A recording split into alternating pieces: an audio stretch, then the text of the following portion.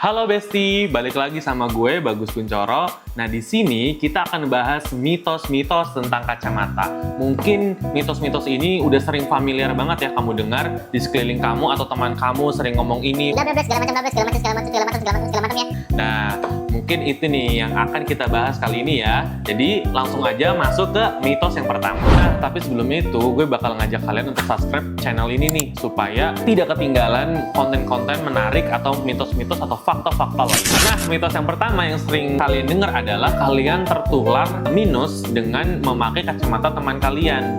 Nah, seringnya adalah ketika kalian Minjem dong kacamata lu. Nah, pas gue pakai ternyata minus. Nah, ini sebenarnya salah nih. Nah, yang pertama nih, biasanya ada mitos kalian tertular sama ukuran kacamata atau ketika memakai kacamata temen lo yang minus nih. Misalkan sebelumnya lo belum minus, tapi lo pakai atau minjem kacamata temen lo yang minus. Nah, akhirnya lo ngerasa, Kok gue jadi minus ya? kok gue jadi ketularan ya? Ini gara-gara lu nih, kacamata lu nih yang gak bener nih. Nah, sebenarnya mitos-mitos itu salah, Besti. Jadi yang benar adalah ketika kalian ngerasa kalian minus setelah memakai atau meminjam kacamata teman kalian, itu bukan minus, tapi kemungkinan adalah mata kalian minus sebelum kalian meminjam. Jadi ketika kalian memakai kacamata teman kalian yang minus, terus kalian pakai dan merasa nyaman, nah ketika kalian copot lagi, kalian ngerasa, oh buram ya. Karena apa? Karena sebenarnya adalah mata kalian sudah enak nih, nyaman pakai kacamata minus teman kalian. Tapi ketika kalian buka lagi, akhirnya perbedaan buram atau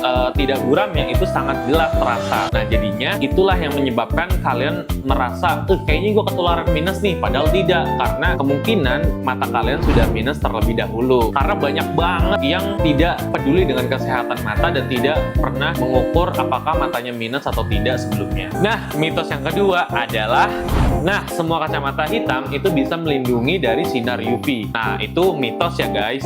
Jadi lo semua jangan tertipu sama manfaat dari kacamata hitam sendiri atau sunglasses ini. Karena apa? Karena meskipun ini sangat tidak menyerap cahaya dan bisa melindungi kita dari sinar cahaya yang lebih dan intensitasnya berkurang juga, tapi sebenarnya nggak semua sunglasses atau kacamata hitam itu melindungi kita dari sinar UV. Karena bisa jadi sunglasses kamu atau kacamata hitam kamu itu hanya pakai lensa hitam biasa aja.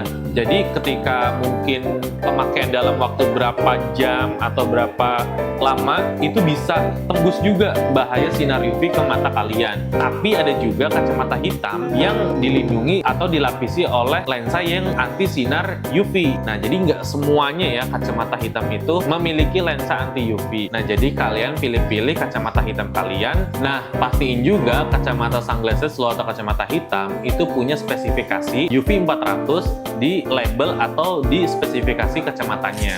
Nah, ini dia masuk ke mitos yang ketiga, yaitu adalah kacamata kalian rusak ketika kalian pakai saat tidur. Nah, menurut kalian itu mitos atau fakta? Nah, tapi sebenarnya adalah fakta. Karena apa? Ketika kalian pakai kacamata dalam keadaan tidur, itu sebenarnya bahaya banget. Bukan hanya soal lensanya, tapi soal frame-nya juga. Gak semua frame mungkin besi ya terutama, gak semua frame plastik itu juga lentur. Tidak seperti gue punya nih kacamata lentur dari kacamata blasing. Nah, ini katalognya namanya Inari series ya, Inari Black. Karena mungkin ketika kita tidur itu kita tidak terasa kita mungkin menggelengkan badan ke kanan, ke kiri atau tengkurap. Itu sangat bahaya sekali terhadap tangkai frame-nya. Dan untuk lensanya itu juga sangat berbahaya. Karena apa? Lapisan dari lensa itu bisa rusak. Jangankan ketika kita tidur, mungkin ketika kita membersihkannya pakai tisu itu bisa merusak lapisan lensa. Karena tisu sendiri itu permukaannya tidak sehalus yang kita kira, tapi dia tuh punya permukaan yang